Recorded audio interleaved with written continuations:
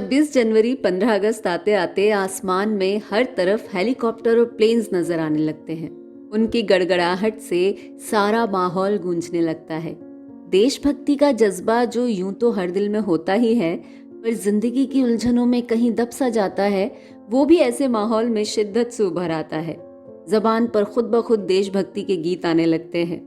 ऐसे ही कुछ त्योहारों के टाइम पर भी होता है ना। हम सब त्योहारों के रंग में रंग जाते हैं और एग्जाम्स आने वाले हों तो उनके अलावा कुछ और नहीं सूझता।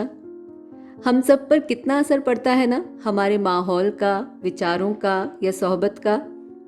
आप किसी इंटेलेक्चुअल व्यक्ति के साथ रहें तो धीरे धीरे आप में भी वो क्वालिटीज आने लगती हैं।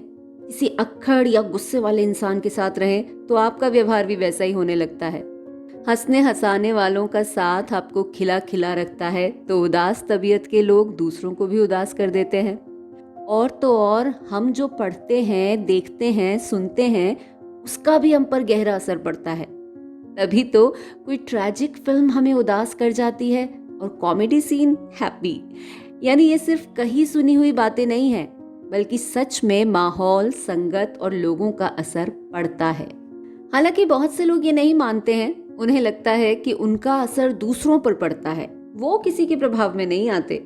ये सच भी हो सकता है, क्योंकि जिसका ऑरा स्ट्रांग होगा उसका असर ज्यादा होगा। कहीं पढ़ा था मैंने कि जब दो लोग आमने सामने होते हैं तो जिसकी एनर्जी ज्यादा स्ट्रांग होती है वो सामने वाले की आधी एनर्जी ग्रैब कर लेता है। शायद इसीलिए कुछ लोगों के सामने हमारी जबान चिपक जाती है, हम नर्वस फील करने लगते हैं।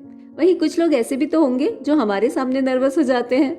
पर जो लोग किसी से प्रभावित नहीं होते वो या तो ओवर इंटेलिजेंट, ओवर कॉन्फिडेंट होते हैं या सचमुच इन्फ्लुएंसर। ऐसे लोग हजारों की भीड़ को संबोधित करते हैं और लोग मंत्रमुग्ध होकर चुपचाप उनकी बात सुनते हैं। न सिर्फ सुनते हैं बल्कि उनकी बताई बातों को अमल में भी लाते हैं।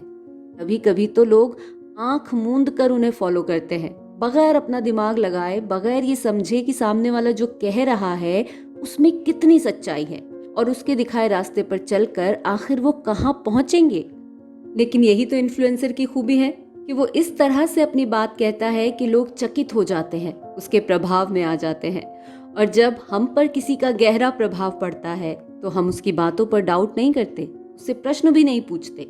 हाँ, जब इन्फ्लुएंसर एक से ज्यादा हों तो सुनने वाला कंफ्यूज हो सकता है। ऐसे में जो ज्यादा अच्छा माहौल बनाएगा, ज्यादा कन्विक्शन के साथ अपनी बात को प्रेजेंट करेगा, उसकी बात पर ज्यादा से ज्यादा लोग विश्वास करेंगे।